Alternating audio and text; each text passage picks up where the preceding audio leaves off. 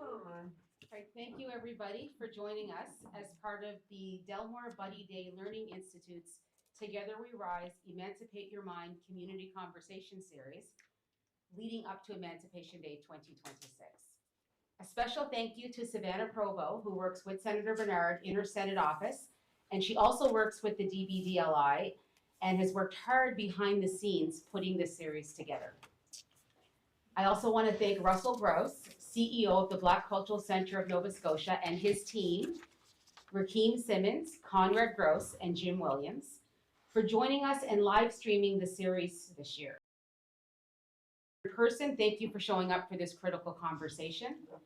For those joining by live stream, you also will have an opportunity to ask questions throughout this evening using the chat function. And for those of you online, we really want to thank you for anti-Black racism as we emancipate your minds. I would also like to thank Brenda Francis, the Executive Director of the Jordantown Acadiaville Festival. This is such a beautiful and inviting space, and it feels especially meaningful to gather here in a center that reflects community, culture,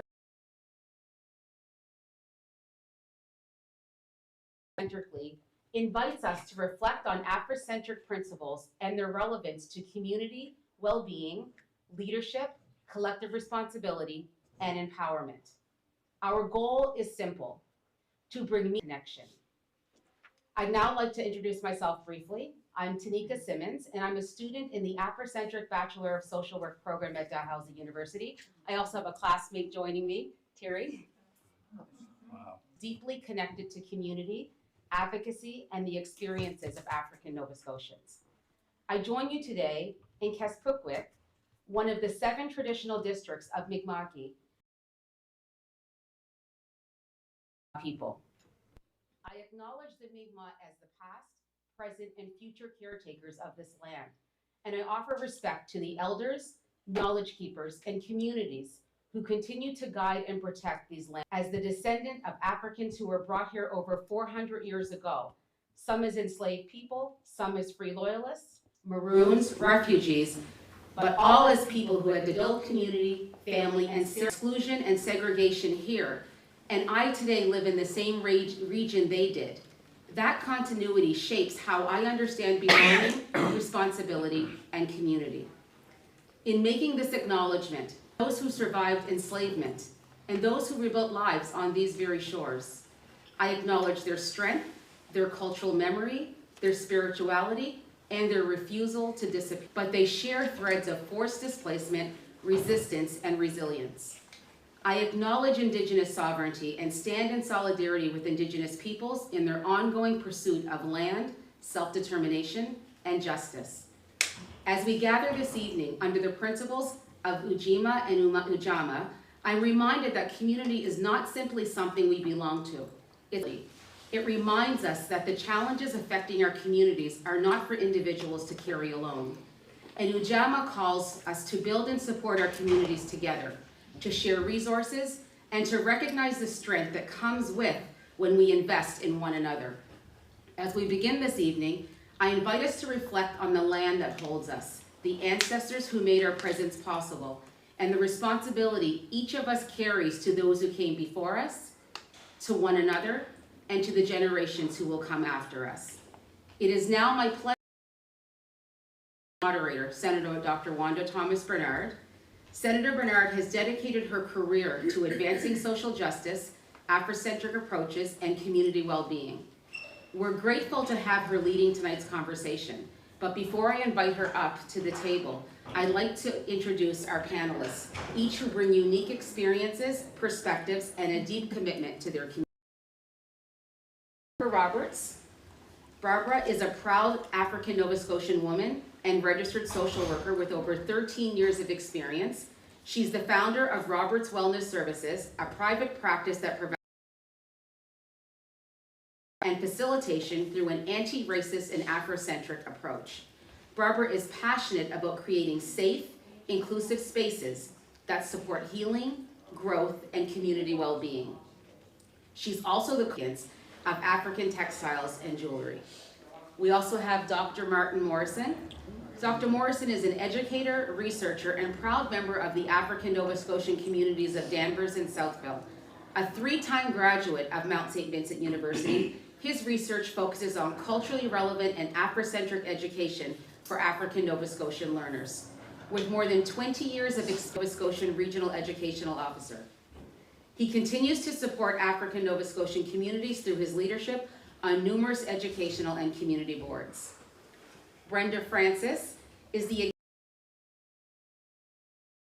Conway Betterment Association and a lifelong educator, community leader, and advocate from Conway, Digby County.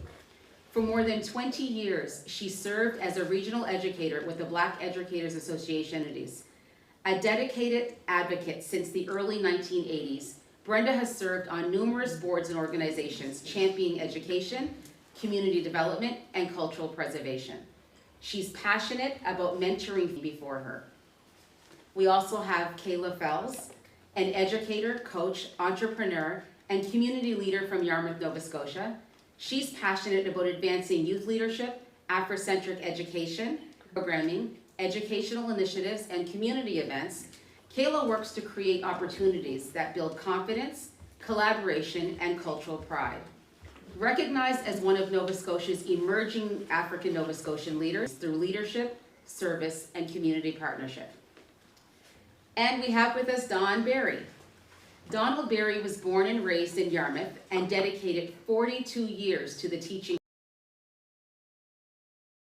First Black principal and first Black town councillor in Yarmouth. Donald has served on numerous community committees and is the acting president was the acting president of the Black United Front.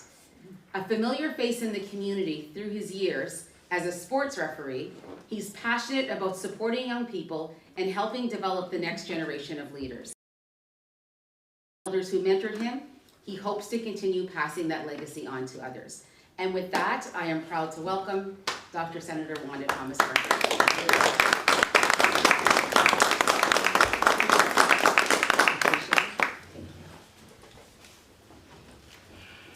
Let's give a hand for all of these panelists.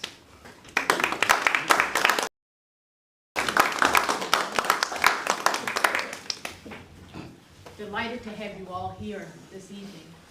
And we have a group of 5. Last time we had 3. Asked you a series of questions, and I'm looking forward to what you have to say this evening. Good. When I think about the journey to Emancipation Day, I think back to the work that many people from the Ontario Black History Society, they laid the foundation trying to get Canada to officially recognize Emancipation Day. They made it all the way to second in the House of Commons on 2 different occasions, but it didn't get to the finish line. When I was appointed to the Senate in 2016, and in 2017, I started with a bill, introduced a bill, and I have placards of that bill information. Our goal was to have a bill to have Emancipation Day recognized, but there was some resistance. And it was blocked, and when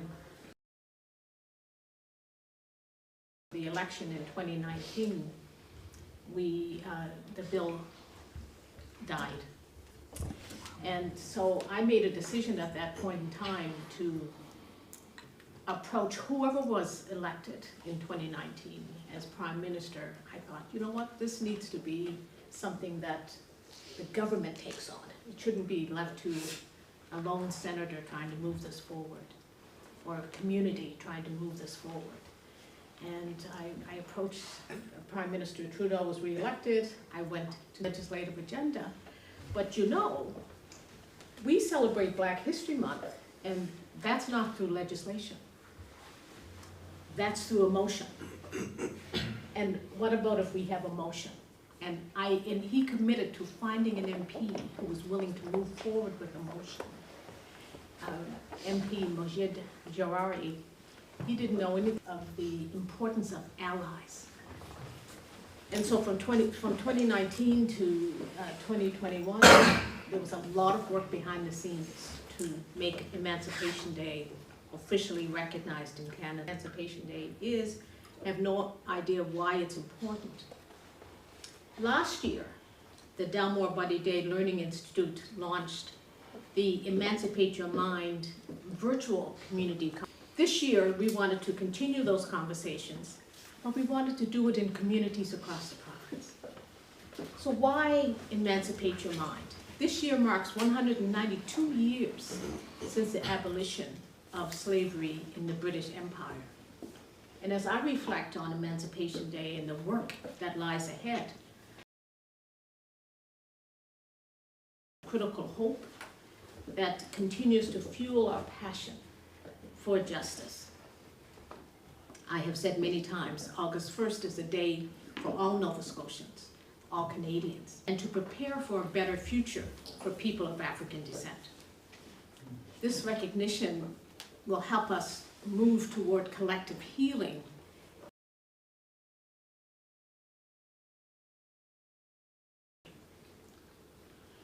Recognizing Emancipation Day affirms African Canadian or Black Canadian history as an essential part of Canada's story. This year I want to province, rural communities. We often complain, and you know, those of us who live in Halifax, we complain and we complain and complain. And then you step into some of our rural communities and we wonder what we're complaining about. Because we sometimes forget that members of our communities who are living in rural communities are doing so than we have. And so for me, being able to come into rural communities to do this is really, really important. So I'm really grateful to local community members who stepped up and said thank you to the invitation to be here. When I think about emancipation, I know it's more than an act of freedom.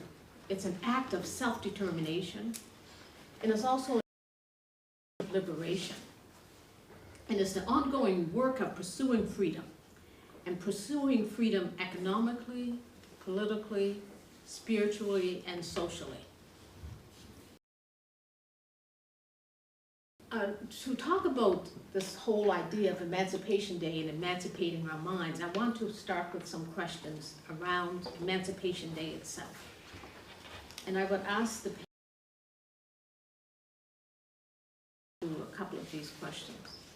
What does Emancipation Day mean to you personally? And what do more people need to understand about the significance of Emancipation Day? So what does it mean to you personally? And what does it mean to understand? I think I'm going to start at the end with Mr. Berry. I want to start off first by thanking the Senator.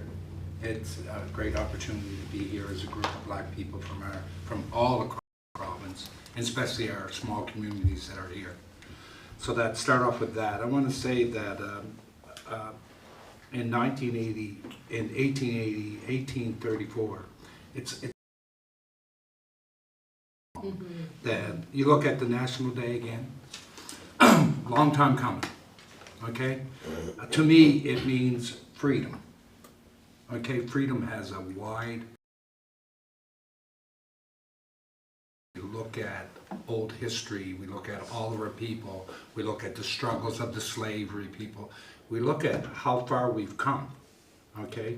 We look at the hardships that they endured that allowed us to be where we are today. And it wasn't for them, we'd be nowhere. But we also have to give thanks to the man in religion. Okay, our parents and the people before us all believed in that the guy upstairs put us here and don't walk away from him. And I don't think we have as this generation. I'm worried about as futures go on and we lose the sight. Last thing I'd like to say that emancipation means we got to keep fighting for social justice, equality, and human rights. Okay, thank you. I'm gonna Okay. jump up to this end. Okay. I'm gonna move it around, so you won't, Good. don't Well, expect can- anything. Can we overlap? Are we, Sure. can we jump?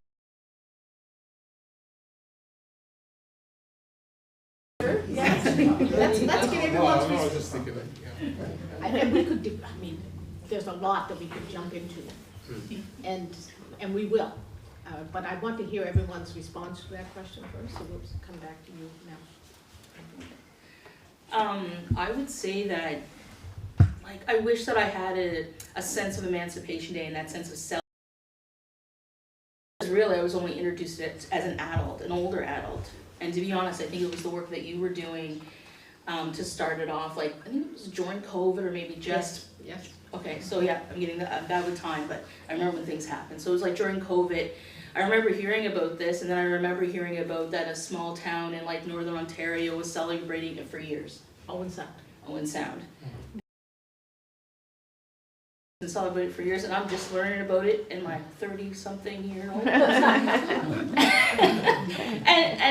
I've been doing work in Afrocentricity for probably the last 13 to 15 years. So even doing the research and going to school and stuff, and I never to touch it once. And to be so steeped in Juneteenth, and it's very important, but we're not Americans in that sense. Maybe continental, but you know what, we're Canadians. So I think like learning more about that. I guess I mourn that feeling of excitement or feeling of thought or reflection, but what I do appreciate is what we can do in the present now. So like I have a young person in my life, I want them to know about it. You know, it's all about kitchen tables first. That's where the conversations happen. That's what are ingrained. It doesn't have to be my kitchen table, it could be someone else, or maybe a coffee table.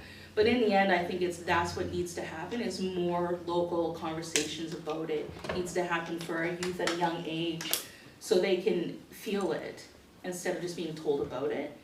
And it's about us making our own traditions around it too, and not trying to copy and paste other countries or other folks, and really, you know, putting that unique fingerprint Emancipation Day mean for African Nova Scotians, African Canadians, and for those from the diaspora that are coming here and making Canada their home. So they recognize that it didn't always look like this.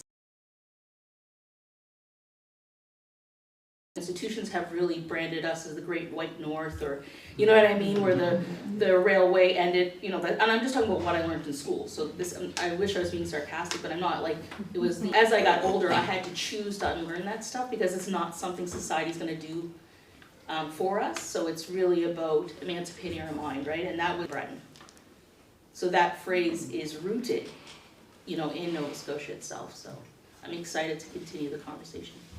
Thank you, thank you. So, at the risk of echoing a lot of what was just said, for me, Emancipation Day really means the opportunity to remove an illusion of freedom having been what Canada looked like when it was coming through, and what the British colonies looked like for people of African descent and for those who were enslaved in our communities around where we all live today, that are directly connected to the bloodlines that are still alive and thriving today in our community, and understanding that historical relevance and celebrating that history no longer being hidden by a lie and an illusion as something to celebrate and reflect through.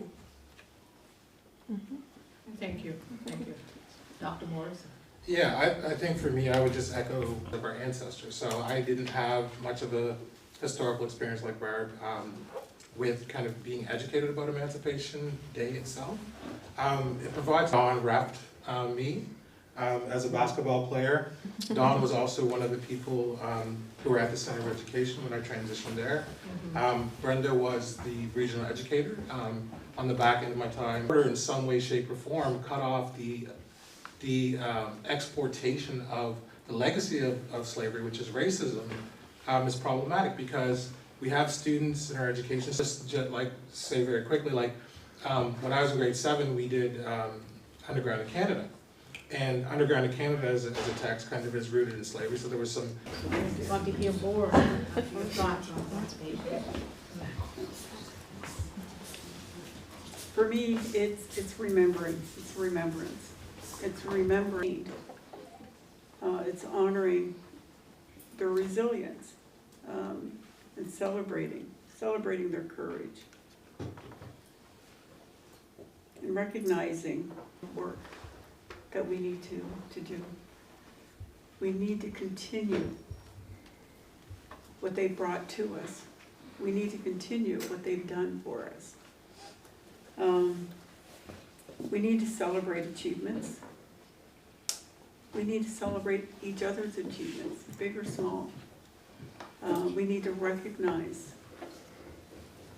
those of us who are out there, still on the front lines, still battling every day. Every day we walk out of our door, we battle. We're battling all systems, all structures. And the battle is going to get tougher. We see it every day. So emancipation is not only the fact that our people escaped. It's about what they built afterward. It's the communities, it's the churches, it's the structures, it's the schools and businesses that continue to enrich Nova Scotia and Canada. And we must continue their work. Freedom is more than the absence of slavery. It includes education and opportunity. It includes our dignity, equality, and ensuring that history is told, but told truthfully. We're at a point where we need to just throw out everything we've learned about history and start rewriting, and rewriting from our narrative and from our experience and from our knowledge point. And we need to do this for future generations. Thank you. You know, when I think about this whole concept of emancipating your mind and building on the work of Marcus Garvey, I see living Afrocentrically as part of that journey of emancipating our minds. But how do we get there? So tonight we want to focus on two principles, two Afrocentric principles, Ujima, which means collective work and responsibility, and Ujama, which means cooperative economics. And I know that, you know, every one of our communities has its own history. As Brenda has just reminded us, our ancestors had to build schools to educate our ancestors, because otherwise there wouldn't have been any schools. I was explaining this to my young grandchildren just the other day. Going to a segregated school, the whole concept of segregated schools is foreign to them. So even to you, so part of it, part of the journey to living Afrocentrically, I think, is really about how do we do that? How do we engage? How do we engage our young people? How do we engage the broader community in the conversation? So I'd like to ask a few questions around those themes. So we're gathered here in this beautiful center, JACPA, the Jordantown Acaciaville Conway Betterment Association. This organization, the presence of this organization, was created to represent and strengthen the communities of Jordantown, Acaciaville, and Conway. The creation of this is an act of resistance in itself, and I think the work of people who built this center, building on the ancestors, speaks volumes. This is Ujima, this is Ujama, and that is what living Afrocentrically, that's what it looks like in practice. So how can we encourage and support the next generation of Black entrepreneurs and the next generation of community leaders? What do we need to do to encourage and support them? And what does a thriving Black economy in this region really look like? So I'd like to start with those questions next, if we can. So looking at how do we encourage and support the next generation of Black entrepreneurs and community leaders? And I know in a lot of our rural communities, young people aren't staying. They're moving. They're moving to more urban centers for work, for opportunities. And what does a thriving Black economy in this region look like? Would you like to start with that, Barbara? Sure. I kind of fell into being an entrepreneur, to be honest. It's not something I've ever thought of because I didn't know it was an option. So it wasn't anything that was spoken to me about in school, but then I realized, well, why does someone need to bring the information to me? Because that's the thing, I think sometimes we're waiting for this opportunity, and I find sometimes they never come. So it's how can we make more options and opportunities for folks? And I wanted to kind of go back to the point about young Black folks leaving rural Nova Scotia, but I think one of the reasons is because of the lack of housing. I think it's a lack of choice to actually stay here, you know what I mean? As much as I live with my mom, so I can't really say anything, but you know, sometimes people want to own their own home or be able to rent something that's safe and affordable and healthy, and I think that's one of the biggest reasons why our young people are moving. I don't think it's for other opportunities per se. I think it's because they can't find housing and the social supports they need. Because I think if we keep kind of saying it's because they're looking for better opportunities, we're gonna forget that there's great opportunities here. We just need to build a little more on them. I think that we need to have accessible, in time, meet the person where they're at programming. So, and that comes from grade primary. Like, we need to stop trying to engage kids in grade 12 and 11 and being like, want to go to this summer camp. We really need to start in grade primary. They need, and age appropriate, of course, and really build on that. So it's not like this extra effort, but just part of something. So I feel like if we start young, and of course we also work with folks that are outside of the school system that didn't have those opportunities growing up, and we work for folks that aren't connected to services. So don't go to school, don't go to university, and we need to also connect to those folks. I would like to see more organizations like the VBI, Tribe Network, and other organizations, I'm not picking just one or two because there's so many more out there, to do more significant and intentional work in rural Nova Scotian communities. And what it means is it's gonna look very different. And I'm sure you may know this already, but when you apply for funding, the grant's gonna look different because as was said before, like it looks different to be Black in rural Nova Scotia, and that means there's no the bus system, taxis, what's an Uber? I don't know what Uber Eats, you know what I mean? Like all these things that when you live within, even in Preston area, like there's access to a lot of those things, not all before, but you know, it's growing, right? With even Hammonds Plains having a bit more access to the transit system, right? Like there's push for it, but here, like there's none.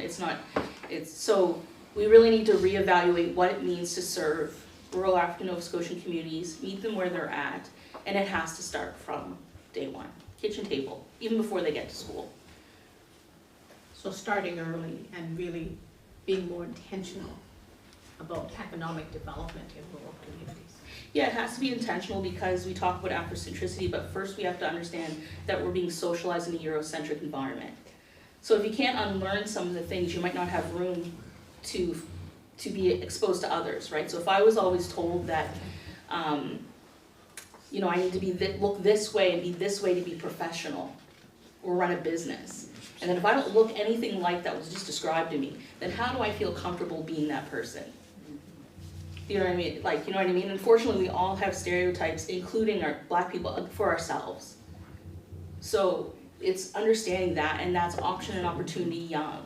And that's bringing in different generations, so do a generational thing, right? Have a conversation and be honest about that, because unfortunately in a Eurocentric environment that we were all socialized in, and that doesn't matter if you're from Canada, from the continent, from the Caribbean, like that's what colonization did to the majority of the planet, is that we sometimes aren't able to hear from Afrocentricity because it goes against Eurocentricity. So for me, I had to unlearn a lot because I thought it was an attack on my principles. I thought it was like, I shouldn't do that because I was taught so much, right? And you're rewarded for that type of thinking, right? It's individualism, you know, competitivism, yeah. even lateral violence, right? So when you're rewarded for those things, sometimes it's difficult to unlearn them. And so I think like if we start having more honest conversations, age appropriate, I think we'll see people diving into the world of entrepreneurship. But it has to start young, and like I said, organizations need to recognize that rural Nova Scotia, we're just a different creature. We're amazing, unique, talented, but you can't work the same as an organization. So I hope we get more tailored intentional services. And that's government as well. So any government organization that's connected, they need to rethink the way they interact with us. Would anyone else like to weigh in on that question? I'm not an entrepreneur, but I do think that's a central tension, right? That there's, in terms of what your initial comment was with respect to the differences between urban and rural, a central tension is that you have cultural values that are embedded in community.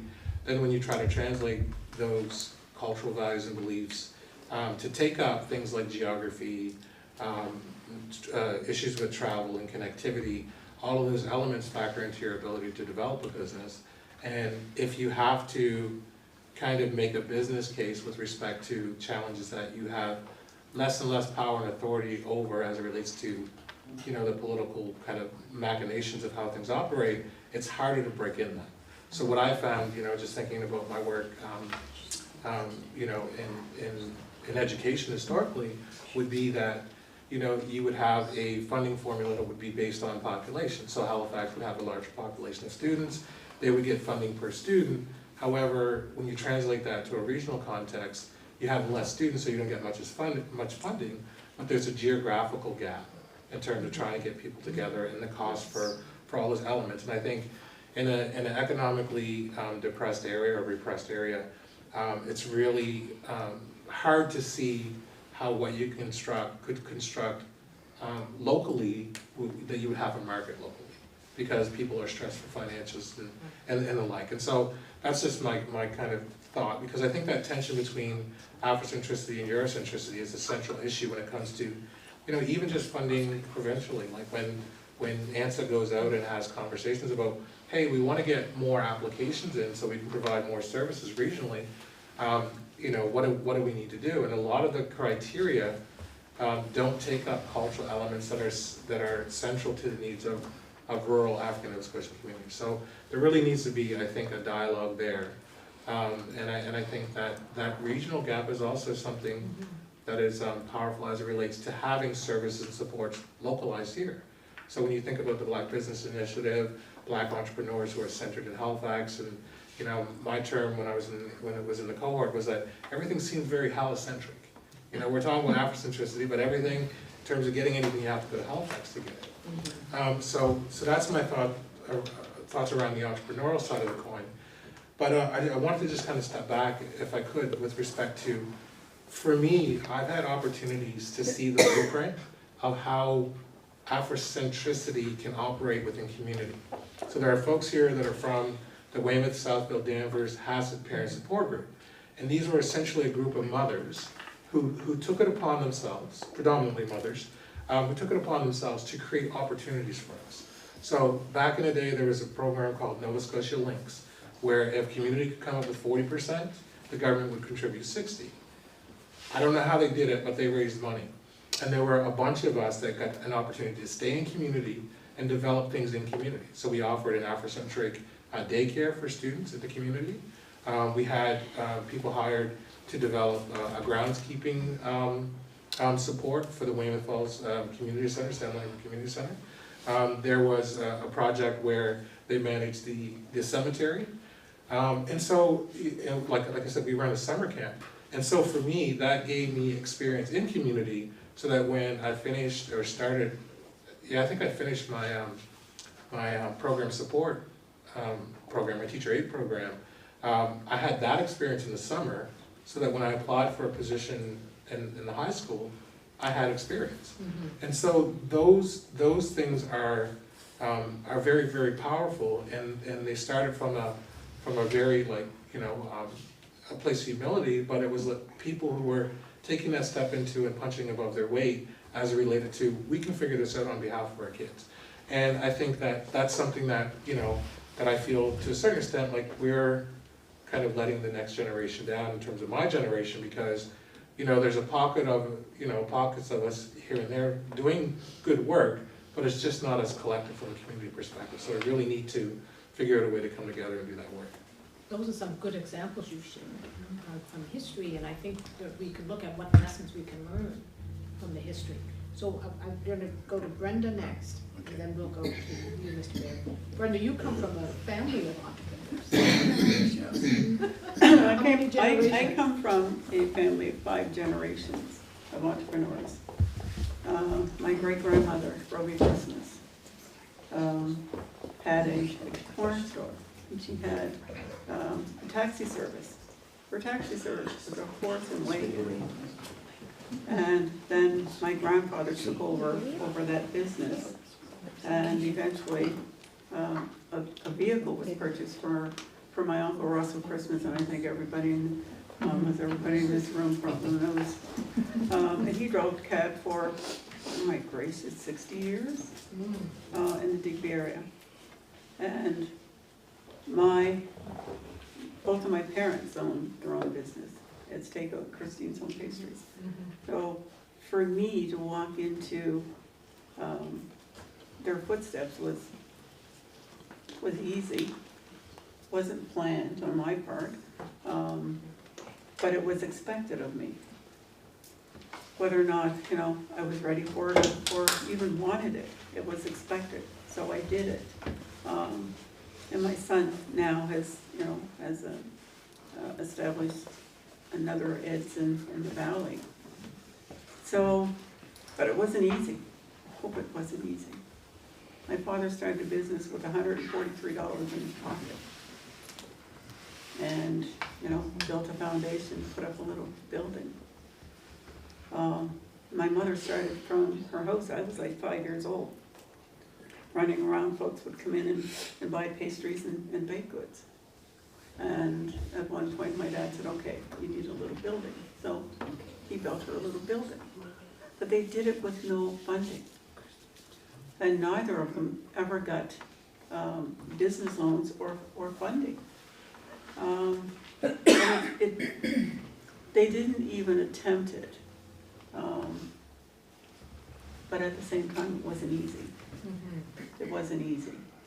And it wasn't easy to get money from the banks or the business loans agencies. So determination, sounds like. They were determined. And, you know, my dad's business was over 50 years. It was the longest running Black-owned business in Canada. So, you know, kudos to him and the hard work. But when we look at, you know, youth coming behind us, you know, it's difficult. It's difficult in a small rural community to be Black and own a business. My father, my parents were very generous folk. And there was one son in the house, so any of his friends they could stop in for an evening and, you know, be in the house for over a year. And at no point would my parents say, okay, when are you leaving, what time are you leaving? But what my dad would say is, okay, you need money in your pocket. I've got a job for you. You can't be running the streets with no money in your pocket. That's a recipe for disaster. So I don't know how many of my brother's friends ended up in the takeout working, and, you know, just like it was, I'm like, you come in one day and, you know, okay. But it was that opportunity that they wouldn't have had anywhere else in the town. So, you know, it was a blessing. And Don mentioned, you know, the good Lord above. And, you know, he's got his hands on the pulse. And for those who give, they'll receive. And So I came from a very generous household. But when we look at how do we support young Black entrepreneurs, Barb mentioned, you start early. And you introduce them to entrepreneurship in elementary school. You connect those young folk with a mentor. We don't have many left now in this community, but we can reach out. With these things and, those things, we can reach out. So it's to establish a network of mentors and supports. And we need to celebrate the local stories. I celebrate my parents. I celebrate Tootie's dad was also an entrepreneur. And he came from the same family my mother came from. So they were, as my dad would say, they're go-getters. So we need to celebrate those individuals. We need to create youth business incubators. And that was the intent of this building as well. All the space in this building is multi-purposed. So, if a young person came forth and said, listen, I have a business idea, and, I'm sure we can find a way to support them and provide, an incubation space here for them. Those are really good ideas. And, we need to support them as they're attempting to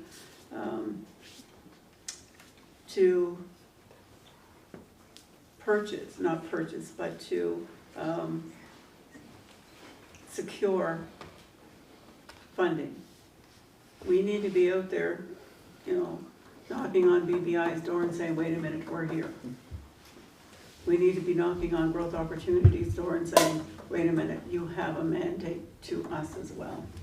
So we need to reach out to those entities who are in place to support small business and say, you forgot about us. So knowing what those resources are Right. and reaching out to them. Right. That's really good. Thank you, Brenda. So- Let's hear from Yarmouth. What do we hear from Yarmouth, I have a sister or sisters and niece that are doing nothing but selling food in stores. They also have Tell us owned, more about that, Mr. Barry. have owned a restaurant, have been involved in catering. So let's just look at Black women in general, have supported their family through food and their community. You start looking back at our history, who brought all that food with? Man, when you went to a picnic, you went to a picnic. Okay, so you start looking at that stuff. The other stuff that I would like to say, that we need to keep on with mentorship programs. Okay, get that? Young people need to see our elders that are successful and that have come a long ways, that are now slowed down because of their age, what they've done in entrepreneurship. Okay? We need the new leaders that are already here that have businesses and stuff. We need them showing off those businesses and sharing the knowledge that they have, so that when they decide that they need a break, that this new person can step in and feel that they can accomplish something, because now they know the knowledge. You can't take it away. Once we get some knowledge in us, you ain't taking it away from us until we're underground. Funding programs, you've already mentioned that. Without funding, we can't go anywhere. Okay, we're lucky we made it this far on our own and with some family support. Okay, so we need to have the funding there. I think community members that have that knowledge and understanding of stuff need to be willing to pass it on. Okay, got that? And the younger generation need to be able to be willing to pick up the slack. Okay, because if it doesn't keep growing and growing and growing, where would we be today? We're seeing educators in the Yarmouth area, for example, years for us to get in the system. okay? Yeah, hired and fired, hired and fired, hired and fired. And finally, after 6, 7, 8 years in there, then we'll give you a permanent job. I've seen loads of my relatives that have education, long before me, university education, and could not get a job in my community. Okay, so those kids don't see their people developing and growing. Right. Okay, so that's very important to pass on. And I think we gotta help them believe in themselves that they can do it. And the last thing I'd like to say, we need to praise them. You know what I mean? We need to praise ourselves. We need to love ourselves more than anything. And I think there's where our downfall is, that our parents raised us to love ourselves, we hope. You know what I mean? And I think we've all grown from that. I do like I like the point about education. Education doesn't start in 4 years old and be later than that. It starts the minute you're born. Say one more time. Okay? It starts the minute you're born, because you need to start giving them the skills so that they enter the school system with the tools that they need to compete against their Eurocentric counterparts. Okay? Thank you so much. Before you speak, Kayla, I'm going to open it up for any questions from the audience and also for online after Kayla.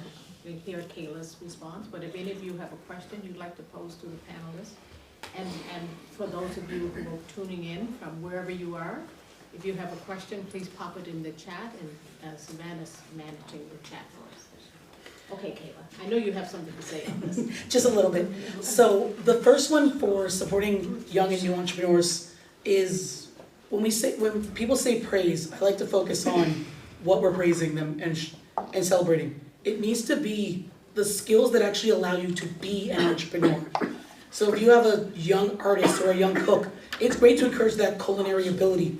But if we don't give them the skills or encourage the skills to be able to stand up for themselves, speak for themselves, defend what they're doing with confidence, doesn't matter how good a cook they are, they can't run their restaurant. If we don't give them financial literacy, if you don't show them how to manage their money young and as they're older, then they can't run their business. It's not just wanting them to be creative or taking on something they want. It's making sure that these skills that we're trying to teach them fit the spirit of entrepreneurship and have that. And it's creating controlled adversity when they're young so that they have the resilience to bounce back in what is arguably the hardest career option possible. No business owner, no entrepreneur has ever said, it was easy, fell in my lap. It's not a thing that comes with it. They all talk about how hard it was, how many long hours it is, and how many failures come before that moment of success.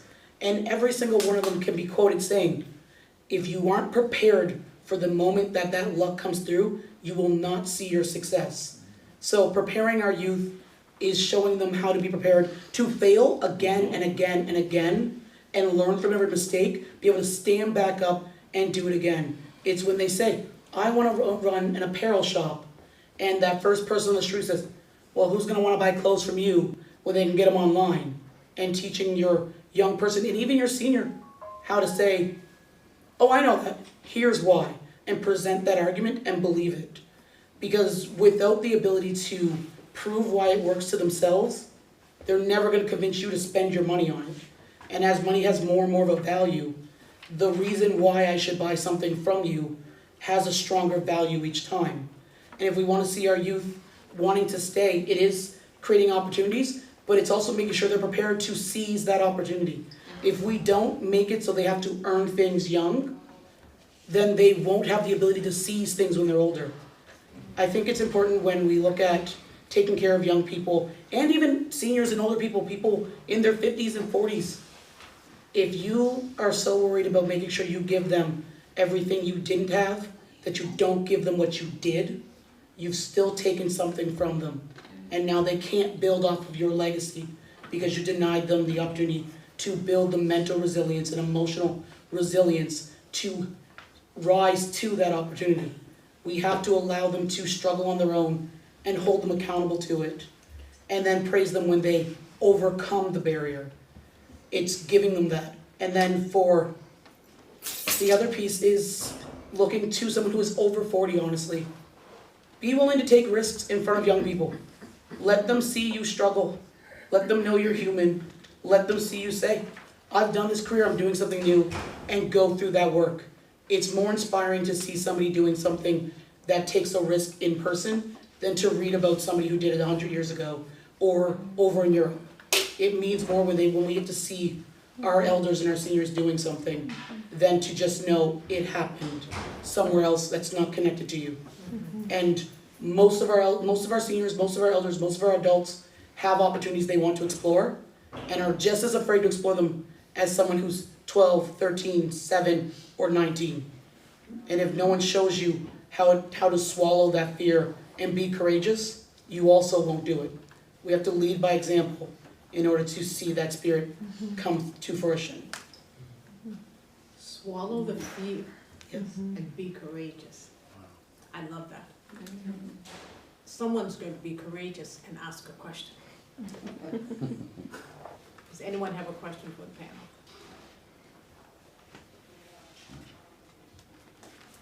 While people are thinking, we do have a couple from online. I have a question. I have a question Yes, for go ahead. Kayla. I've seen this firsthand, but I think it should be known for everybody else too. How do you compare what you just said for entrepreneurship with what you do for the youth in sports? That's a really good question. Oh, that is a good question. So how do I compare so taking those risks and doing them? So honestly, I'm starting to play sports again myself, which was one of my first steps, and then referencing what I've done, explaining, getting involved in the athletics, doing skill pieces, and admitting the things that I'm not strong at is one of my first pieces for mentoring and working with any of my players. So for those who don't know, basketball is my bread and butter as a sport. I have other sports, but that's my true love. So I played a post position. So when I'm working with a guard, it's also being able to say, look, I'm not the best guard. Everything I know is because I had to learn it because it was not instinctive for me. And going through that vulnerability with them as we learn and research it and go through it. And then it's also showing them other adults who are doing these things and other young people. So all of my young kids that I work with, I encourage and bring them to our men's league that exists. I bring them to our seniors games. I have them watching college games and reviewing footage all of the time as a part of looking at those realities and then talking about it. When my boys tell me they want to play college or varsity for our high school or they want to play pro, it's never a no, you can't. It's always, all right, now let's look at what you need to do right now to get there. And it's a hard conversation, but it's always putting the work and the earnest on them. So if I have a kid who's 12 and says he wants to play college ball on a D1 school, so he wants to play AAA ball, all right, if that's what you want to do, you're capable of doing it. The first thing you need to figure out is how many times you're willing to sacrifice to do the work that a Division I athlete does. So there will be times where that party, you don't get to go because you have to go back to the gym and do your solo workout. There are times where your friends are like, oh, we're doing another pizza party and chips. And you're like, I can't, my meal plan doesn't allow for it right now. I'm doing my conditioning and I can't do it. And those sacrifices are hard. It's building the mental capacity to fail and accept it and move on and keep playing when it's hard. And those are a lot of pieces that I talk about with them and try to model whenever possible and point out and praise when they do. So my players, as some people know, I put them in situations sometimes where they will not be in the upper hand and their job is to mentally accept that this is not going their way. So it's a game where they're down by 30 and I'm like, you have to get over it and keep playing. They're not allowed to shut down and say, well, what's the point?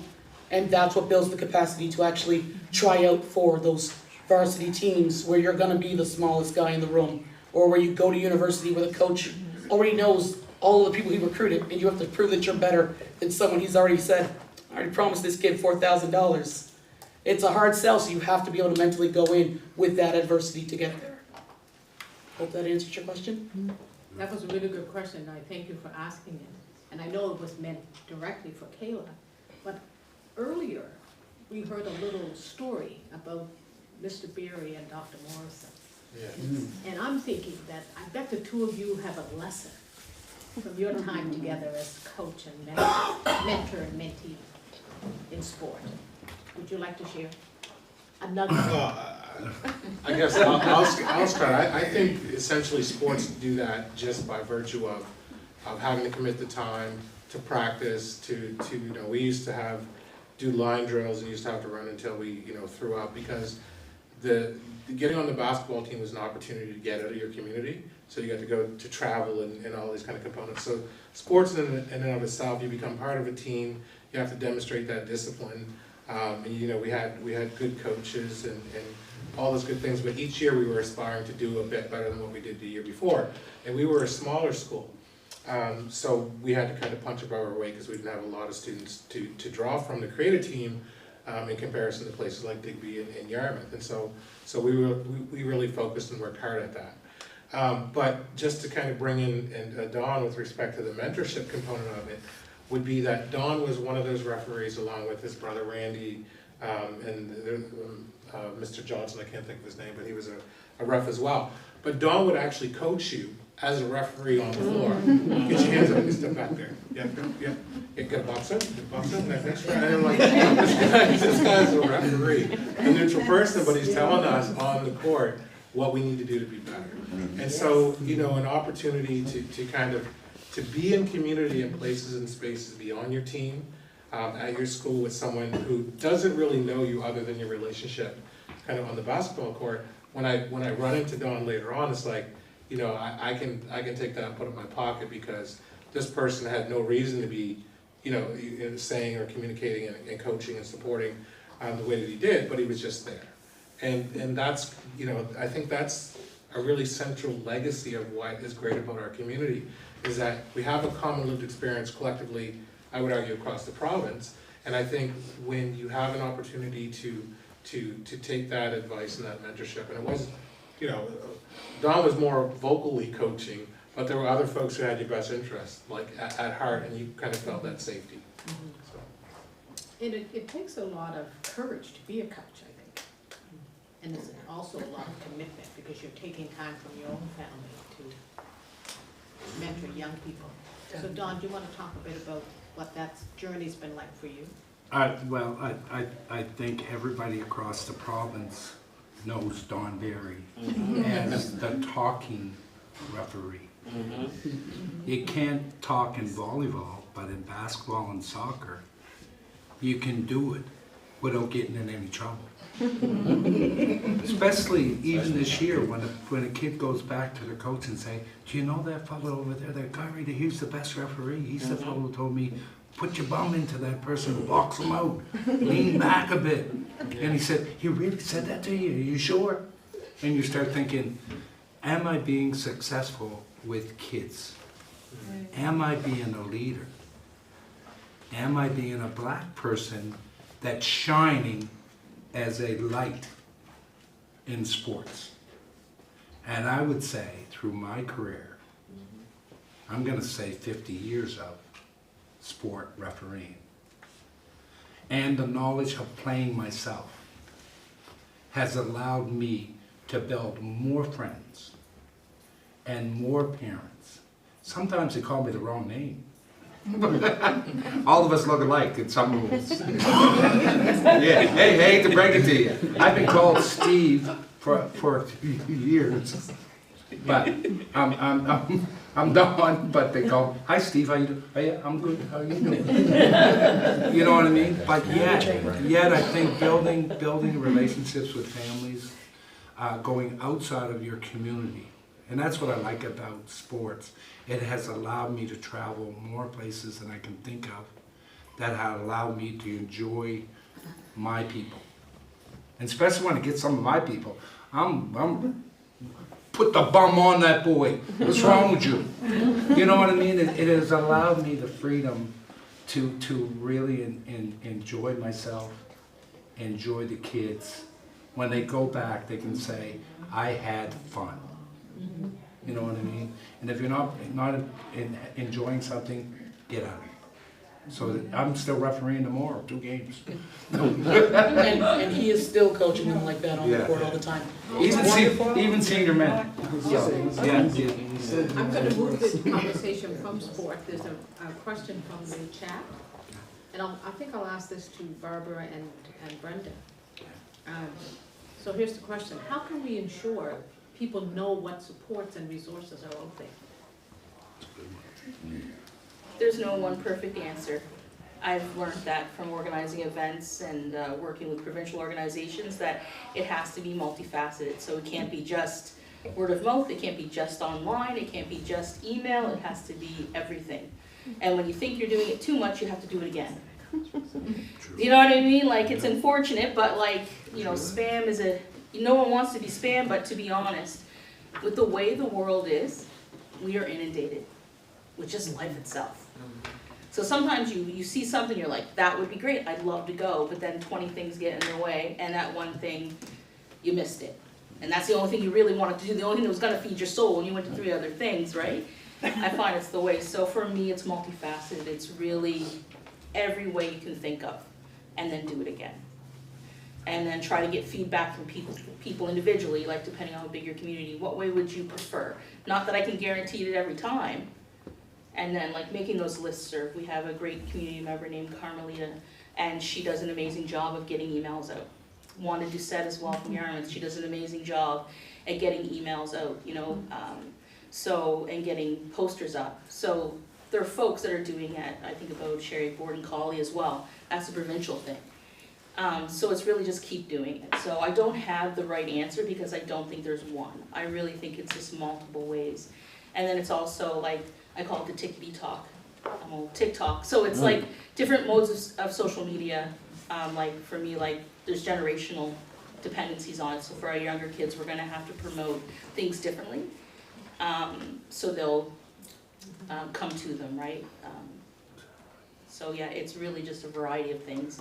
And making sure what you have is correct. So a plug for AI posters. They're great, however, they pull things that are not correct. So when we're using different means, make sure you're looking at the images, you're looking at the reading level as well, and making sure people can read them and understand them. Mm-hmm.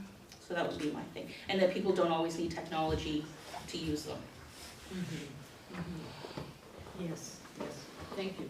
Brenda, any thoughts on that? Well, once you find someone who's connected, when I say connected, you know, they've got their pulse on pretty much what's available. Keep connecting. The BBI used to have a business, a business directory. Oh. And that was a powerful little resource. And perhaps it's something, you know, we need to have, give new life to. That's a good point. Here's a comment from the chat, and then I'll see if there's if anyone else here has a question they'd like to ask. But here's a comment from Sylvia Paris. She says, I grew up on Meadowbrook Hill in Mulgrave. We had a quote-unquote store through our big living room window. Mm-hmm. It is only when I hear these stories do I think entrepreneurship and business. We need to capture them. Mm-hmm. What ideas would you have for how we can capture more of these stories of entrepreneurship in our families and our communities and our history and the impact that it may have had? Anyone? I think my brother went through the province and he was taking his master's and he visited every old person that he could think of. And he got knowledge from them. Okay? So I'm thinking, why isn't there somebody already or willing to go to the province, go throughout the province, find out the businesses that are going, capture that in a book or something, make some money off it, but find a way of getting that back to our young people, because our young people have gone into a technology world where, believe it or not, you can ask the computer anything. Now, whether you believe it's true or not, that's a different story. But I look at the table here, I'm the only one with a book. You know what I mean? I start thinking about, okay, let's hear. But I'm thinking about the people that play with the new world, the technology world. That's the generation coming. Okay? So how do we get them this knowledge without somebody investing the time to research the businesses that have come and gone? And maybe even bring back that business. Okay? Because there's a lot that's been lost when you think of the history that's been passed down to us. Okay? A lot of it's been lost. Let's bring some of that back. Maybe it can revitalize. Maybe we'll make that complete circle. As connected as we think we are, and I've been around tables for over 40 years. And as well connected as we are, we're still missing. There are business, we find out every day, and it may not be someone who's advertising, but they're sitting home and they have a cottage industry, or they may do, dog grooming. I didn't know that. So we have a lot of businesses that everyone in this room has no idea. They're right under our nose. So how do we get folk to share? And some people don't want to share because,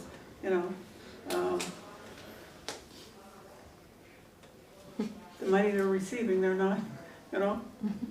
they're, right? No, really. But they're there. And how do we encourage? How do we encourage folk to, to take that next step, right? And, and formalize their business, but how can we support that? As Black folk, we need to support our folk who are in business. And that's not as readily, I'm gonna be quiet. But I I think living Afrocentrically also means, That's right. where are we spending our money? But we're not. But back in the days, a farmer was not like a farmer today. Like a farmer today is not supporting the Digby area. He has to support the Nova Scotia, and then he has to support the entire Canada, and then he has to go global. That's the problem. Like small entrepreneur today, he cannot survive because the big guy come around and eat him up, or he's buying him out, and everybody's thinking, I should feed the entire Nova Scotia. I don't want you to feed Nova Scotia. I want you to feed the local people of Digby. Good point, thank you. Martin, you wanted to jump in? Yeah, I was just kind of thinking out loud, but to the first point, I think like DBDLI offers an opportunity, in terms of doing research to go and kind of collect those stories. I've seen them do it with respect to, different narratives around different communities. And I think that's kind of a fantastic idea in terms of doing some research with tracking kind of the historical entrepreneurs and communities, like just things that kind of popped to me after I said I'm not an entrepreneur, but Uncle Norm was my great uncle had a store where you go in and if you wanted a slice of bologna, he'd cut you a slice, weigh it, charge you. You could get penny candy, you could get, pop and chips and all those elements. And that was something kind of as a community store, a community, you could walk up the road if you had a couple cents and go in and buy something. And then more recently, we had Malcolm Cromwell had another store very similar.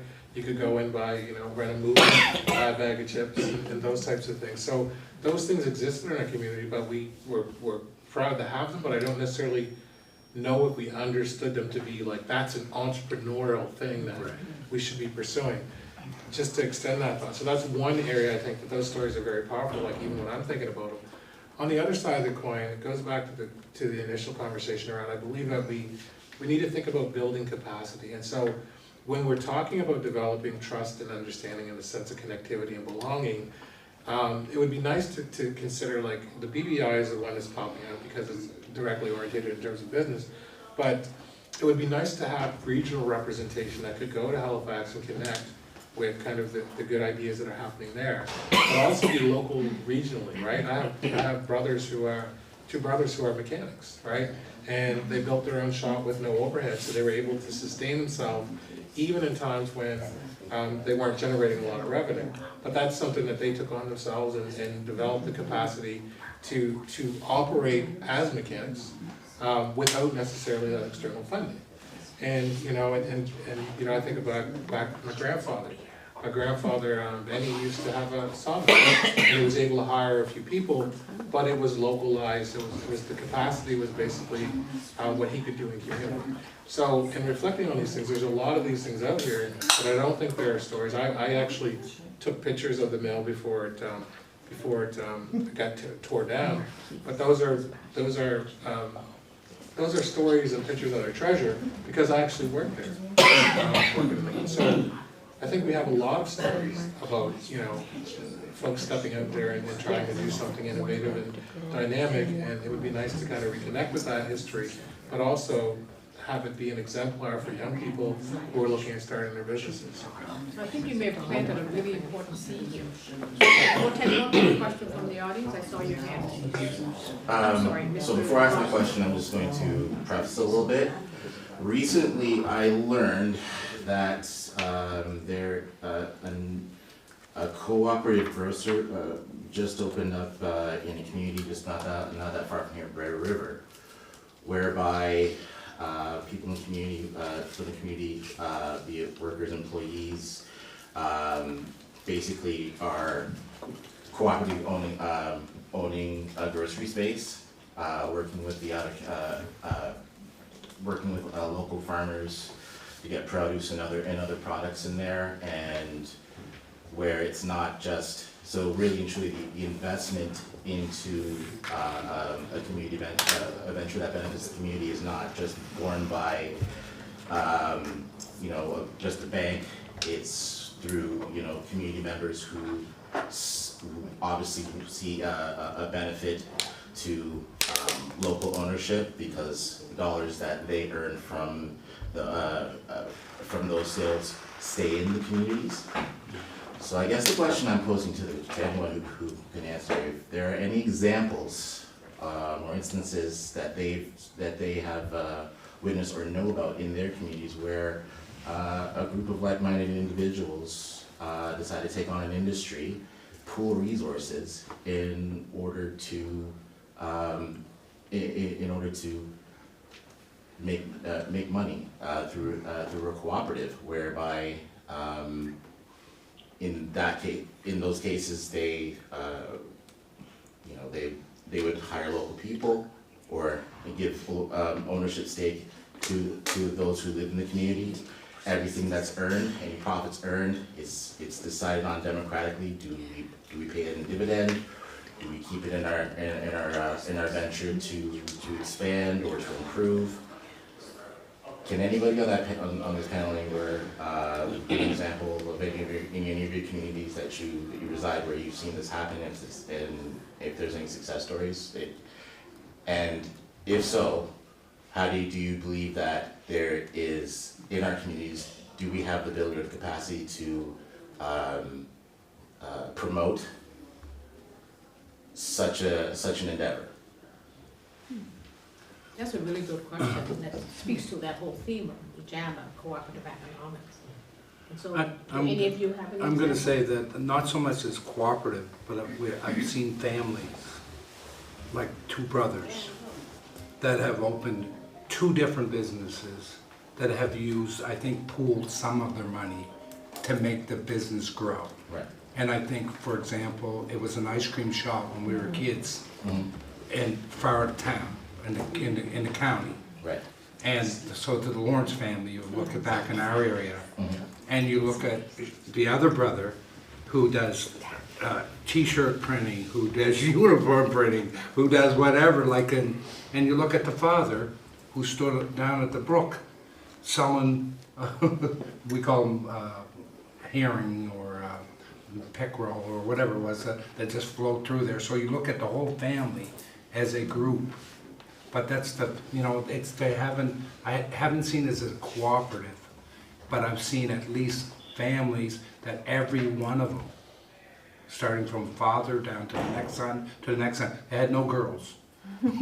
But the boys have gone way beyond, and the building from an ice cream shop has now become, you come to Yarmouth, I'm telling you right now, you wanna go, it's it's called the Honeybees now. Honeybees was just a little tiny, I mean, Yeah. a little tiny, boy, it's grown. So, so in follow-up to that then is, so I'm trying to phrase the question the best I possibly can. Is that a What do we question? feel, do you feel there, Is it- there is any type of barrier for youth or even, adults to even try to endeavor in it? Because the reality is that, to start a bit, I mean, to have an idea for a business is great, but understanding that one of the main challenge about, going to entrepreneurship, as Kayla said, is fighting the fear of taking that risk. But if it's a matter where it's not just one or two individuals in a partnership, but it's a cooperative where it's, you know, you got 5 or 6 people do it, with this, with a similar expertise. Maybe they've worked in construction, maybe they've cleaned houses, maybe they've worked in daycare or something like that, where they all have, well, you know what, I mean, I have a building, but you know what? I got some play sets, or, you know, if I'm cleaning, you know what, I got the vacuum and the mops, but I don't got the truck, but my friend over here got the truck. What is, because when you pull those resources, and you now have a chance, and, anyone else you bring into that, into your venture to help it expand, also has a decision in how, you know, the work is done, how much is kept, how much, you know, is paid out, and how much is kept in the business to make it expand and to grow. So, I guess the question I wanna know is, what do you think needs to happen for our communities to have the awareness that this way of doing business is, one, possible, and two,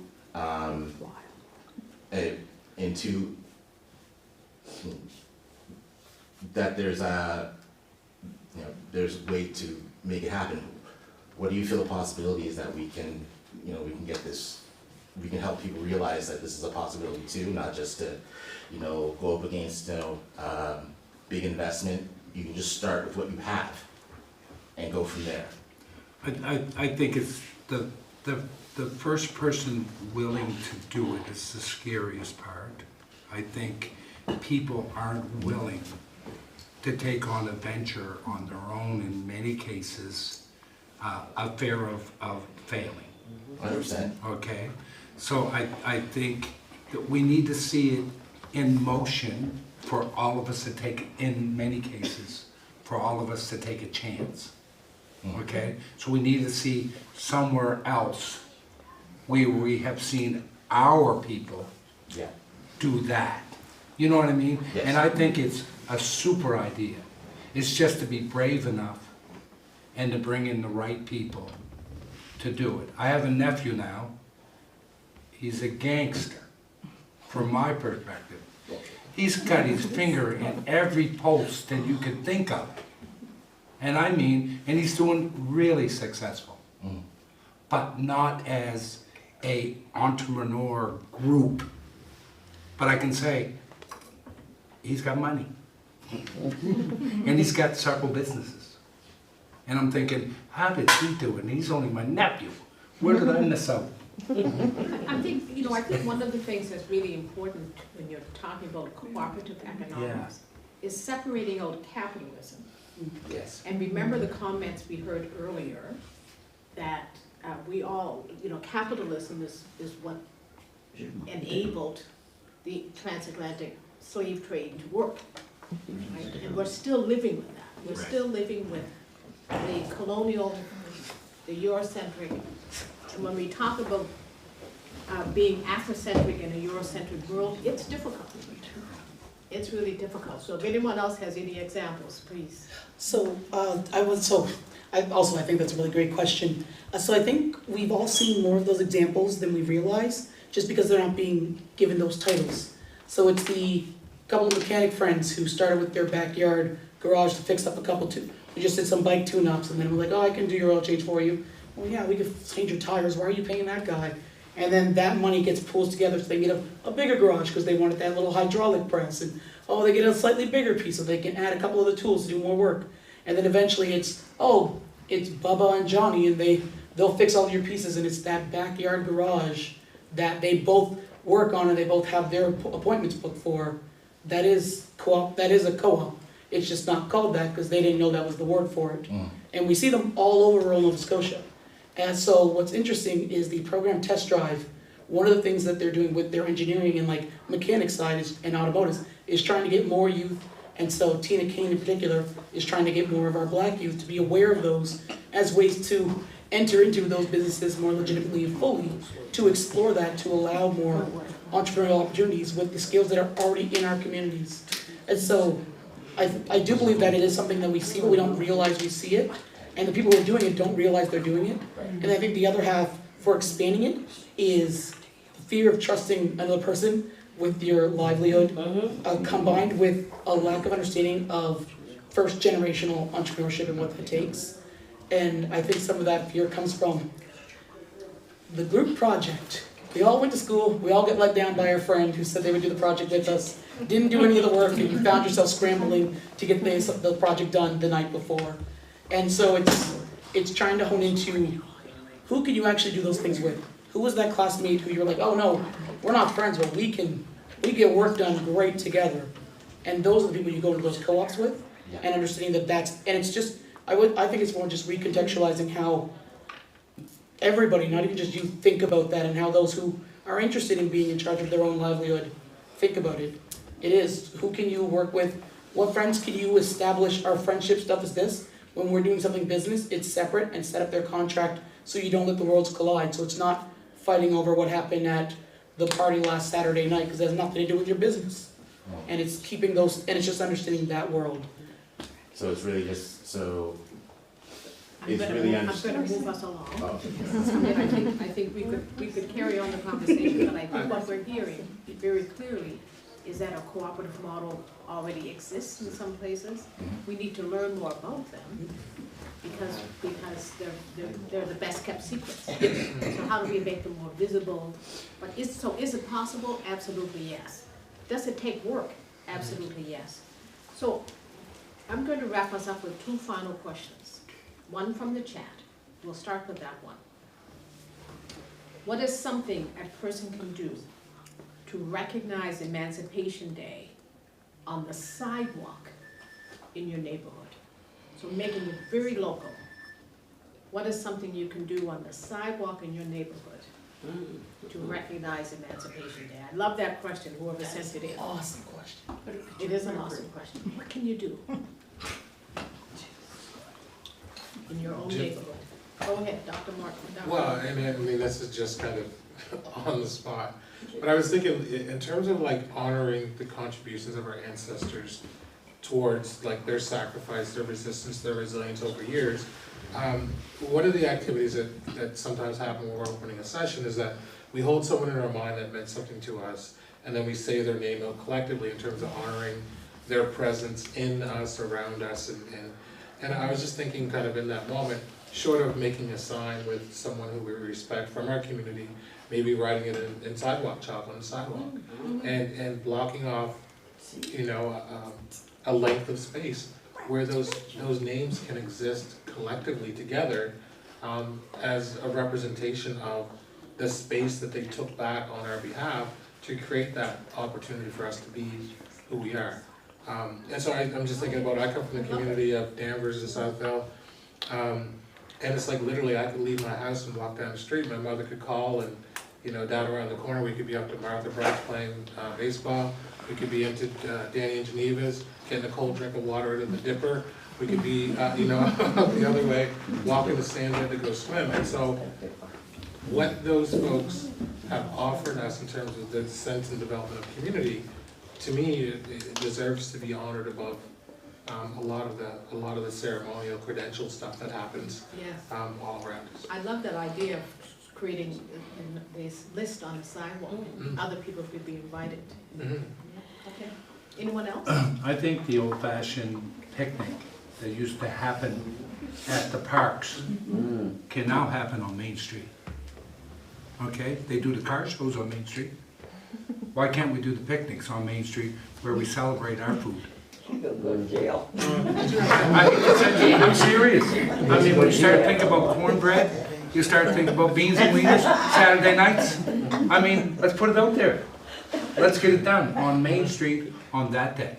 Wow. No, very much so. And then for those who are looking to do something in like 4 days, because I understand you probably can't get your whole street blocked off yet, but also those old school like little info booths. So like almost like a little lemonade stand. You have the information you want to talk about. Have something like a treat people can grab, or have like a little keepsake or those little mementos. If you're crafty, make a little pin that acts as a piece of a memento that anybody who's going by your street is allowed to just take and be like, I'm celebrating Emancipation Day. This is a way of recognizing it. Here's your way of saying that you recognize that's what the day is as well. And invite your neighbors to take part. Invite someone across the street and just make that a part of it. And then take advantage of our online world and post it socially. Let it get spread around and see who wants to join you, and then challenge your neighbors to do it next year and see how you can grow from there. And you can almost create organically those old block parties that happened, those little street fairs that existed that weren't ran by one big company, as a way to do a whole collaborative and collective piece. Yes, I love it. Brenda, what do you think? Or all you need is a stool and a guitar or a microphone.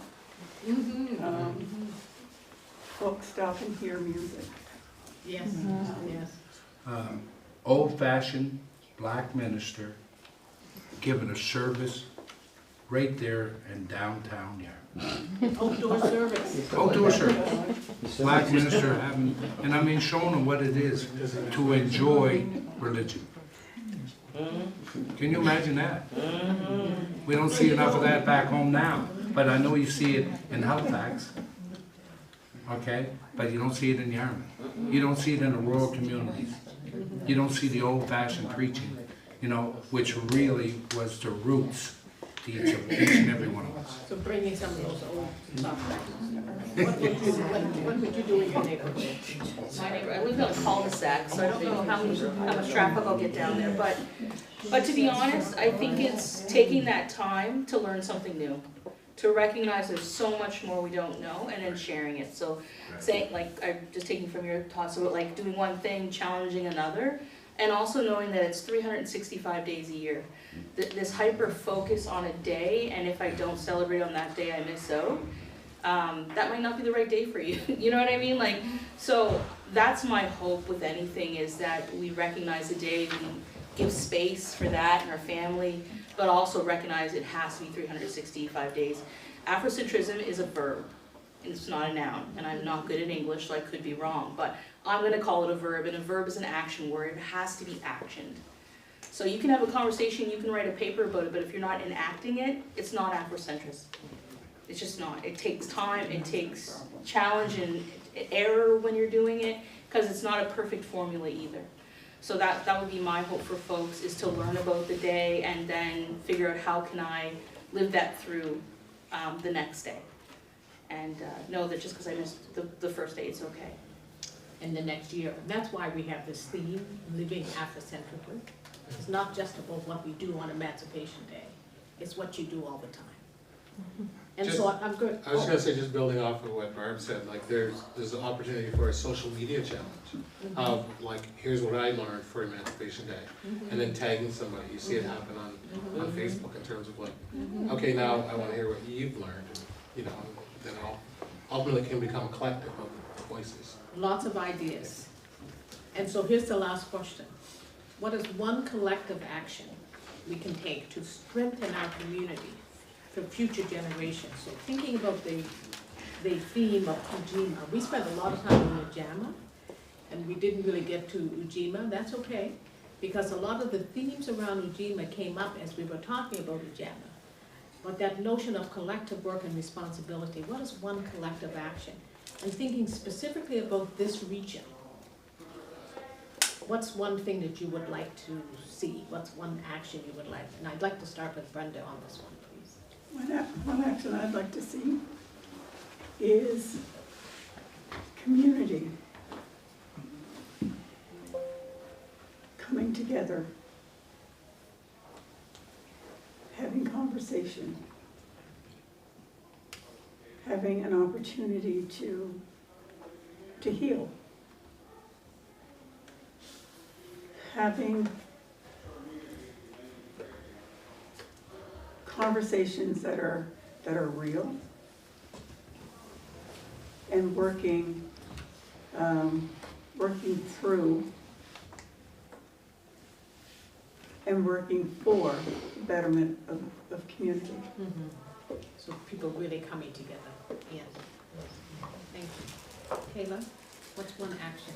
So my one would be to see cultural and historical tours that focus on celebrating and exploring roots and history within your community that are offered for both those in your community and for people who are coming from away, as a way to engage in acknowledging what's happened in the past and bringing it into our present, both as a healing piece, but also as a way to preserve that knowledge.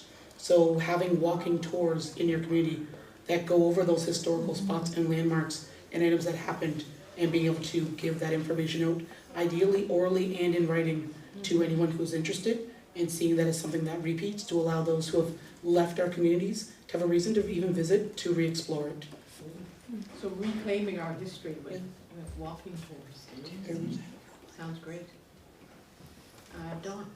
Okay, I would say that to be a worker, a leader, a owner, that encourage future generations to try and be the best they can be.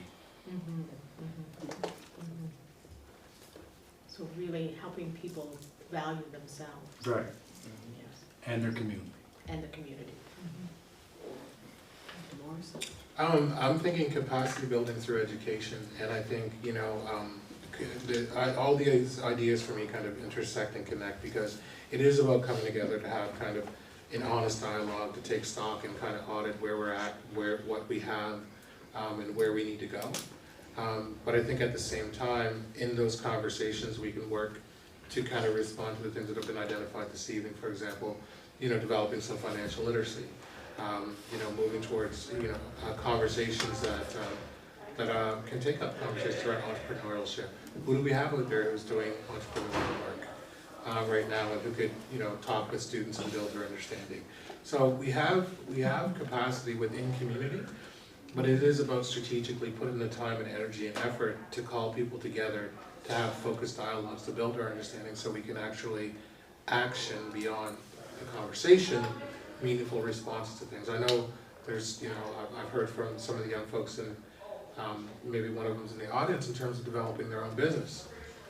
And so they have an idea, but how do we help them as, I guess I'm a new elder, action, I see the chaplain, but how they can action a plan. They've got the idea, they've got the talents, they've got the skill set, and they're here.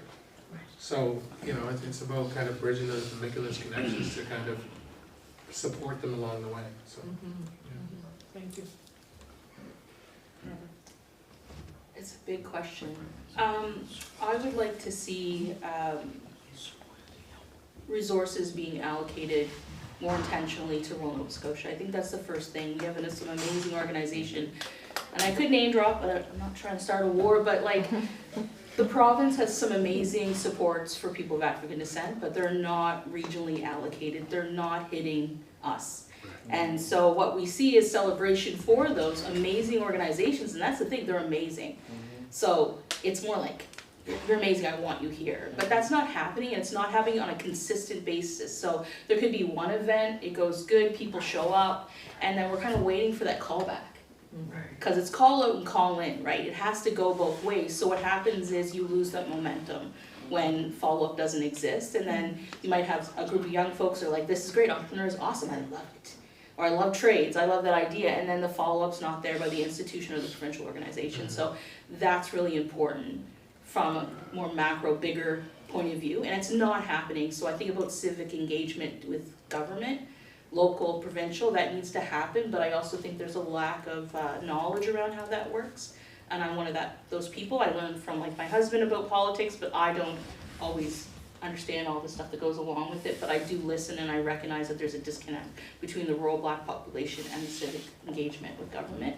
And unfortunately, those are the people that are making decisions for us, and it's usually without us, or that one person they might talk to. So that would be my other thing, and then individually, know that Afrocentrism isn't an individual thing. You can live it yourself, but it's about bringing people in and allowing folks that look like us to make mistakes and to move forward and to recognize that we're all going through something in this system. So it's all about being for grace and gentleness with each other, because society's just not quitting on us. So how can we make sure that we're gentle with folks and we're trying to support them and navigate them to services and supports that they might need.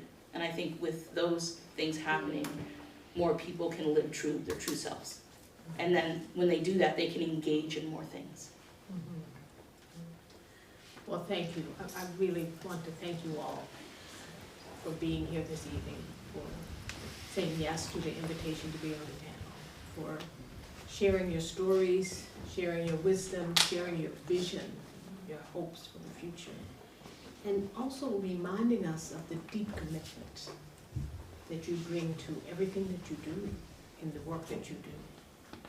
Today's conversation has really reminded us that emancipation is not only about remembering our history, but it's also about being in the present and doing the hard work, and it's also about shaping the future. And civic engagement is part of that.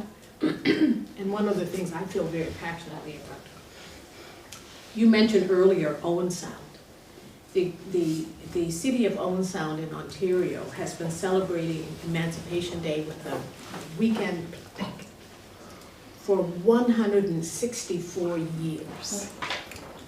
Note that, 164 years. They have an author's corner where they bring in people to talk about books about our stories. And, you know, pancake breakfast and a big family picnic. And I had the privilege of going there twice. Took my grandsons with me. They didn't know what they were going to. They enjoyed it. So there's a lot that we can do, and I love whoever sent in that question, thank you, because you shared some really nice examples of things you can do, and things that don't cost money. You know, oftentimes we're looking for money for this and money for that, but what are the things that we can do ourselves? And you've given some wonderful examples of those this evening. Living Afrocentrically is really about applying those principles to our everyday lives. We live with everyday racism. We survive everyday racism. And we're stronger when we're able to do that through living those Afrocentric principles, being Afrocentric in Eurocentric environments. So as we prepare to mark Emancipation Day, oh, and I should also tell you it's my birthday. Happy birthday.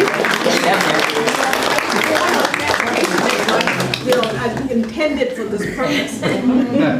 But I invite each of us to reflect on what emancipation means in our own lives. And ask ourselves, how can we continue building our communities? Building communities where future generations, we don't want people to just survive. We want and we need future generations to thrive.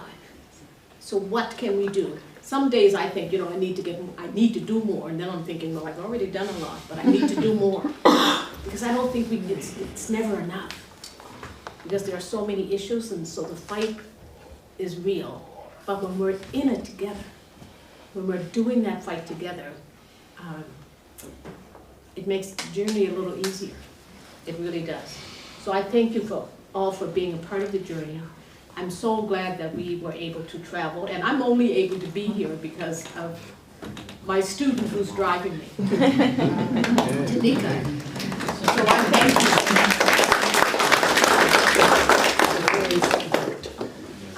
I probably shouldn't go here because I may become emotional, but I'm going to do it anyway.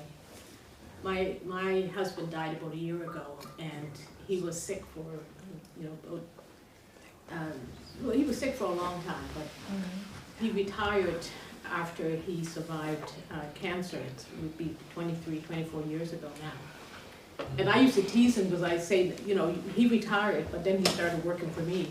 He would drive me everywhere. So I haven't driven on the highway in over 20 years. And when he became so ill that he couldn't drive me anymore, I was not able to get out to rural Nova Scotia anymore. And so Tanika has made that possible. So I'm very grateful. Very, very grateful that you're willing to do that. So I wish you all the best. I thank you all for being here. For those who are watching online, thank you for tuning in. And we look forward to the next session in our series. Thanks, everyone.